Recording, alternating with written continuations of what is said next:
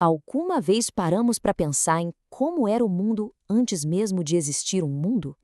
Hoje, a gente vai mergulhar fundo em uma única frase, uma imagem tão poderosa que descreve não o nada, mas um algo. Algo caótico, aquático, que existia antes de tudo que a gente conhece. Vamos juntos decifrar o mistério das águas primordiais. Essa frase, que muita gente conhece, é o que prepara o cenário todo. E ela é mais que uma descrição, sabe? É um convite. Um convite para a gente imaginar um universo no seu estado mais puro, mais fundamental, escuro, coberto de água e prestes a se transformar. Mas, afinal, o que cada pedacinho dessa imagem realmente quer dizer? Então, vamos lá. A gente começa no primeiro estágio dessa narrativa cósmica. Antes de existir qualquer tipo de ordem, qualquer forma que a gente pudesse reconhecer, existia um estado de caos. Mas que tipo de caos é esse? Essa descrição é a chave para tudo. Não quer dizer que não existia nada. Pelo contrário, o que existia ainda não tinha sido organizado, sabe? Não tinha sido arrumado ou preenchido. Era potencial puro, uma tela em branco, só esperando pelo pintor. A expressão original lá no hebraico nos dá uma camada a mais de profundidade. É tohu wa bohu. Tohu tem a ver com essa falta de forma, com a desordem. Já bohu com o vazio, um estado que não produz nada. Para o pensamento da época, isso não era um nada absoluto, mas sim uma existência sem propósito, sem função. Juntas, essas palavras pintam um quadro muito vivo, um mundo de matéria-prima, um caos que esperava um sentido. Ok, então o mundo estava desordenado. Mas qual era a cara desse mundo? A resposta é um oceano. Um oceano imenso, escuro, que cobria absolutamente tudo. Pensa só nesses dois elementos centrais, escuridão total e um abismo universal. Não tinha luz para revelar contorno, não tinha nada, só uma profundidade infinita aquática. Era um mundo submerso num silêncio profundo e escuro. E a palavra hebraica para esse abismo é fundamental, Terron. Terron não é um oceano qualquer. Ele simboliza as águas caóticas, primitivas, a força da natureza antes de qualquer ordem ser imposta. No imaginário antigo, o mar era essa força poderosa, imprevisível, que precisava ser domada para o mundo poder existir. E Terron era a essência disso tudo. No meio dessa escuridão toda, dessa água parada, algo acontece. Um elemento novo entra em cena. É o primeiro sinal de que aquele caos não ia durar para sempre.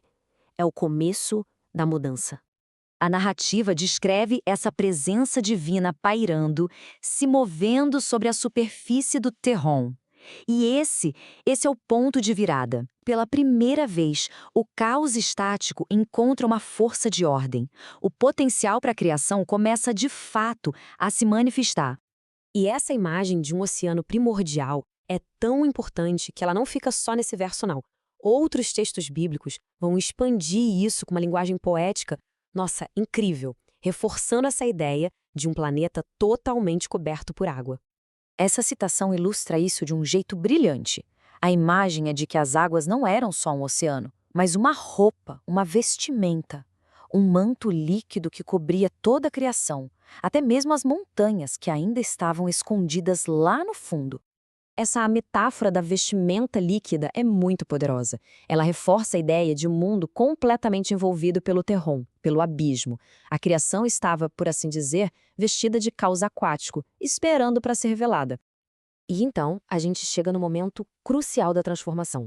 No terceiro dia da criação, a ordem começa a ser imposta sobre o caos de forma bem explícita. É o primeiro grande ato de separação, de organização.